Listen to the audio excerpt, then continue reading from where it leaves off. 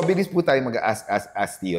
Dahil ito yung tinatawag namin fast questions, fast answers, multiple questions in one episode. Wow. Handa ka ba?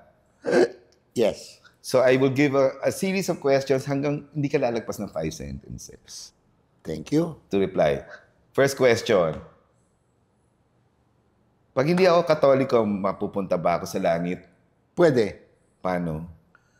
Kung mahal mo ang kapwa mo at mahal mo ang Diyos, na kinikilala mo ang Diyos, abay pupunta ka sa langit. Next question. Talaga bang 3 kings yung pumunta kay Kristo nung sa Belen? 3 yung regalo. Pero alam nyo, kami mga pare, isa lang regalo. Ano tawag doon? Tuwalya. Tapos noon, isa lang nagbigay. Pero ang dami nagbigay ng tuwalya. So hindi natin pwede sabihin 3. Pero ang indikasyon, 3 kasi regalo eh. Saan lang galing Melchor Gaspar Baltasar? Magandang tanong yan. Kasi CMB, Christ bless this mansion. Gaspar, Baltasar, Melchor. Pero I think sa tradisyon, i-google nyo na lang. Dahil may clearly pwede yung isagot. Pupunta ba sa langit? May pag-asa bang pumunta sa langit si Judas? Who am I to judge? Kasi pati mismo simbahan did not send him that he is definitely in hell. Bakit? Ang Diyos ang kanyang mercy, hindi natin alam. We cannot parang box God according to our mind. Next question. Ano pinakamahirap na part na pagpapare? Ang pinakamahirap na part ng pagpapare, talaga bang tinatawag ka ng Diyos? Pwede bang magkamali na nagpari ka na? Kung tinawag ka ba talaga? Well, kaya mahaba ang proseso. Hindi lang 1 taon. So, actually, through the years of what we would call discernment, maganda naman, ano bang gusto ng Diyos? Talaga ba ito para sa akin? Alam niyo, ganun din naman sa pag-aasawa eh. Yun ang pinaka-hardest part eh. Madali sabi ng konti kasi partner namin, Diyos. Sa inyo, partner niyo, tao din. That's true. Next question. Ano ang pinakamasarap na bahagi o aspeto ng pagiging pare? Una sa lahat, hawak ko ang Diyos. Nasa kamay ko. At pwede kong igawad ang kanyang pagmamahal at patawad sapagkat I could absolve sins. Not because me, but ginagamit ako ni Kristo. Next question. Sinasabi ng boss ko magpari daw ako. Pwede pa ba magpari at 60? Mas maganda siguro kung bata-bata ka na itanong sa iyan, di ba? Pero, lahat naman tayo, pare. Common priesthood ang tawag dyan. Common priest. By baptism. At sino ba talaga ang pare? Di ba si Jesus, hindi siya pare? Siya ay propeta. Pero tinawag siyang high priest. Bakit? Nag-alay siya ng buhay. Madalas ang pare, nag-aalay ng inaalay. Ito, inaalay niya, sarili niya. Tayo, pwede naman tayo mag-alay ng sarili. Pare tayo. Kahit sino. Question. Sinabi, mas madaling makapasok ang camel sa butas ng karayom kaysa ang isang mayamang tao. May hihirapan bang makapunta sa langit si Elon Musk at si Bill Gates? Kasi mayaman sila. Super yaman. Alam mo, minsan, ang mayaman ay mahirap din. Kasi ang kanilang kayamanan, hindi lang para sa kanilang sarili. Pero maraming mahirap, baka super yaman, yabang, di ba? O kaya, hindi sila mamamahagi kasi palaging kulang. Ang poverty and richness, ang sinasabi ni Kristong material wealth, hindi yung anong dami ng yaman mo eh. Pero anong tingin mo sa sarili mong kayamanan mo? Kaya nga kamukha dyan, andyan yung parable ng rich man, Dives ang pangalan, at Lazarus. Ang lapit ng isang mahirap, hindi man niya napansin. Question. May pinapansin ba si Elon Musk? Ano? May pinapansin naman yata si Elon Musk. Ang gusto niya, maayos sana ang ating buhay. Parang si Bill Gates. ang pera niya, nilagay na rin niya sa tungkol sa Africa. Sa mga may sakit doon. Ano masasabi mo sa mga tumitingin sa horoscope? Uy! Yan ang mga hari. Yung 3 hari. Tumingin sila sa stars. Hindi ito mga naniniwala sa kapalaran ni Capricorn, ni Pisces, at ni Virgo. Nakakatuwa, di ba? Kasi may influensya sa atin. May influensya sa atin mga bituin. Ang galaw ng universe. Oo, kung kailan ka sa buwan ka pinanganak, may influensya yun eh. Pero somehow na, actually, ang Guadalupe nga, yung Cape, Tilma. Yung Tilma, yung mga stars doon, pag pinroject mo daw on a December sky sa Mexico, andun ang placement ng the stars guided Magellan kasi true north, maghahanap ka. Kung ang north palagi nasa kanan mo, papunta ka nga west. Di ba? So, pero, pag pinag-usapan na yung horoscope na maniniwala ka sa sinabi doon, mangyayari at mangyayari, naku, that's a sin of presumption.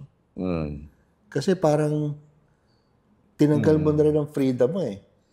At inantay mo na lang sabihin sa iyo ang mangyayari sa iyo. Ni ang Diyos, di sabihin sa iyo, kailangan mamatay eh. Ito, may nagtanong. Sobrang laki ng bayad sa ospital, ang lubha ng sakit na magulang ko, hindi namin afford. Kasalanan ba namin na hindi na namin masagip ang aming magulang dahil sa mahal ng paggamot? Sabi dyan, extraordinary means is not obligation. Okay. Kung mayaman ka, baka yung extraordinary means isang mahirap, ordinaryo sa'yo. That's true. Pero kung mahirap ka talaga, hindi mo kaya. Hindi mo kaya, maghanap ka ng pagkaya. Pero, ito mahalaga dyan eh. Kung yung extraordinary means na to, ikamamatay kunyari ng, let's say, ng tuition fee, ng pagbuhay sa iyong mga anak, I don't think that is an obligation. Okay. Yes. Nice. Ano ang pinakamalalang kasalanan sa iyo na pwedeng gawin ng tao? Mawala ng pag-asa. The sin against the Holy Spirit. Yun ang Hindi pinapatawad kasi hindi ka naniniwala patatawarin ka pa eh. Nawalan ka na ng faith din. Hindi pa. Baka bumalik eh. Is that right? Ang kawalan ng pananiwala sa Diyos, pananampalataya, may mga dahilan dyan. Pero ang Diyos mabait eh. Inihimo ka eh. Pero yung nawalan ka ng paniwala, in that sense, faith, na pwede ka pang patawarin ng Diyos, paano ka patatawarin? Hindi ka maniniwala sa pagpatawad. Although, ang sign daw noon, suicide. Pero despair. ngayon, because of psychology, madalas, sabi na, nagsisuicide, wala sa kanilang wisyo. Nawalan na kanilang kaisipan. Okay. What is the surest thing one can do while he lives to go to heaven? Be with Christ. Ibig sabihin, meron naman tayong banal na kasulatan, magbasa tayo, at we ponder and we try to live the Word. At pangalawa, kung ikaw ay Katoliko, magkomunyon ka. Hindi ka Katoliko, be with Christ, be with the poor. Hindi ka naniniwala na ang komunyon, yun ang dapat tanggapin. Although, hindi ka kasi Katoliko, hindi ka naman naniniwala dun sa sakramento ng mga Katoliko. Ang isa dyan is, go and be with the poor. Okay.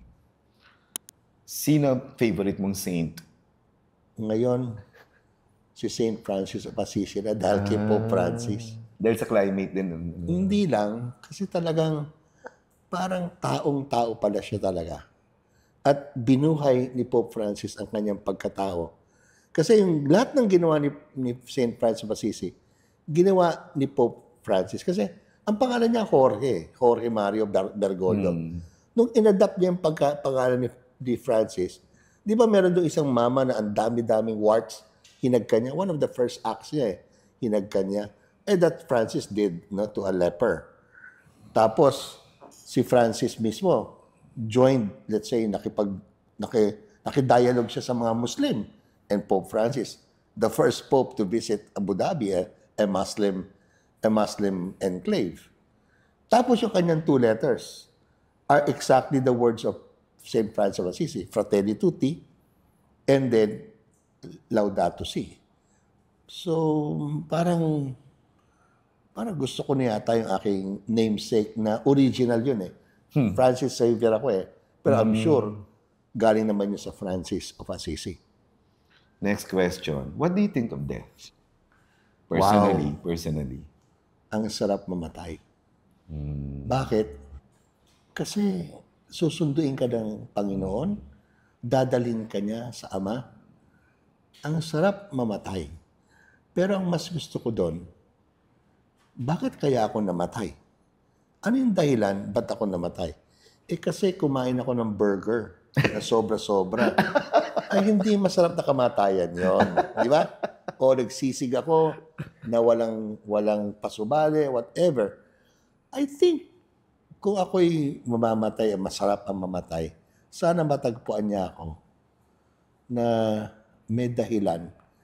Like example, ginawa ko lahat na makakaya ko, binuhos ko ang sarili ko para maialwan ang ating kalikasan para sa mga kabataan na ngayon, wala pa silang lakas baguhin. Sumobra ng 5 sentences yun. Hindi, joke. Last, ano lagi mong pinagdadasal sa gabi? Ako, Oo. di una, kasalanan ko, humihingi ako ng patawad. That's the first one. Pangalawa, humihingi ako sa mahal na Biren na ako'y masagip. 3 Hail Mary yun eh. At ang isa, pinagdadasal ko siyempre, ang malapit sa buhay ko. Sino man sila, i-apply na lang ng Diyos. Pero yung 3 Hail Marys ko talaga, una is salvation, no? Forgiveness of sins, and those who are close to me, sana tulungan ng mahal na Biren. Bakit ang mahal na Biren na 3 Hail Marys? Next episode na lang siguro. So, we tried that para ma-accommodate lahat ng mga dumating na tanong. Salamat. Napaka-ano na to. Parang Q&A ng Miss Universe, dapat bibo ka, may sagot agad. Kaya lang gifted ka kasi at with the spirit, so masasagot mo lahat. So, Hindi ko nasagot lahat. hindi ba lahat? Hindi. So, please like, subscribe to this channel, and share it. Keep on asking Theo. We'll be back.